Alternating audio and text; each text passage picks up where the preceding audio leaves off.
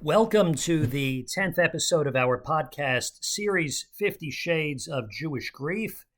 I'm Rabbi Shlomo Segal. Please subscribe to this channel and give us a like. This podcast is being dedicated to the memory of Raphael Melech ben Aharon Yaakov. Some friends of mine have been asking me recently about the nature of my podcast series. Why would I choose to focus on grief, death, dying, and burial issues?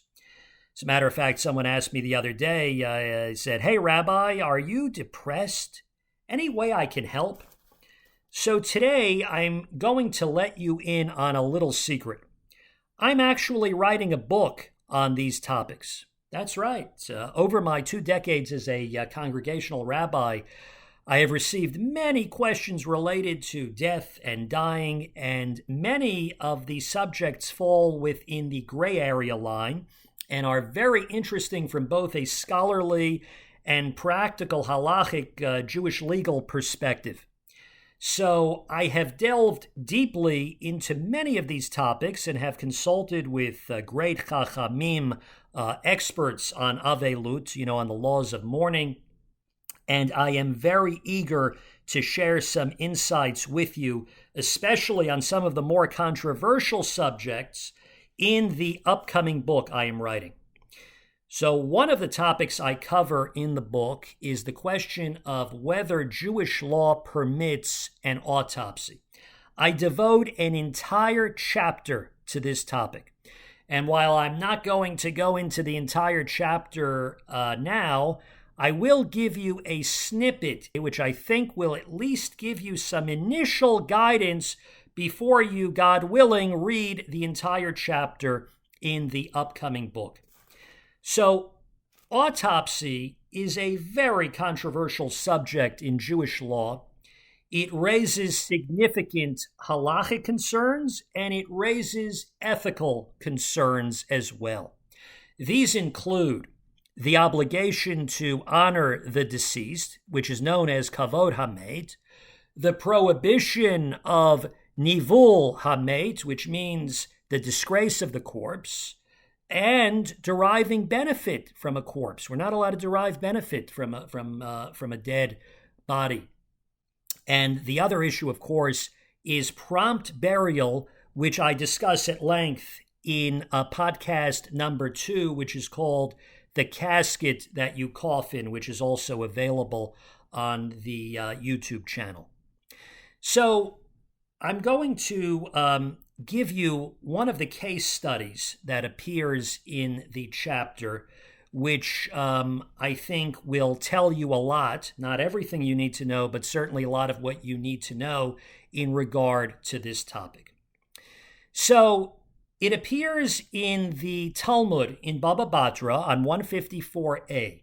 There is a case that is presented of someone who sold the family's property, and then the person, the seller, died. The heirs claimed that the sale was invalid because the seller was a minor at the time. Remember, if a minor sells property, the sale is void according to Jewish law. The heirs, however, needed to prove their case and needed proof that the seller was a minor at the time. So the heirs went to the great Rabbi Akiba asking permission to open the grave and find proof that the seller had been a minor through examining the body of the seller. So Rabbi Akiba ruled that they did not have the right to mistreat the body, but more significantly, he goes on to say that nothing can be proven by exhuming the body, as signs indicating puberty are likely to change after death as a function of the body decomposing. Rabbi Akiba wisely acknowledged that disinterring a body and examining it would help neither the relatives of the deceased nor the purchasers. The underlying point is that while an examination could theoretically be conducted, it would ultimately have no practical value. No matter how thorough, an examination would not resolve this particular case.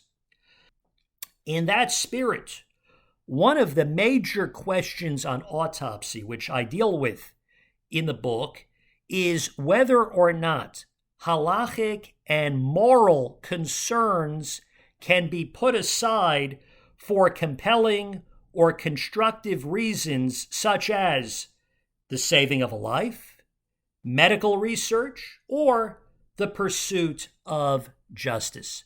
So this is one area of the chapter on autopsy which I wanted to share with you today, which I think you certainly get a glimpse into the complexity of this subject and certainly at least a couple of the major issues. So again, please don't forget to subscribe, and please feel free to ask any question you would like, and feel free to comment in the section below, and see you next time. Thank you for listening.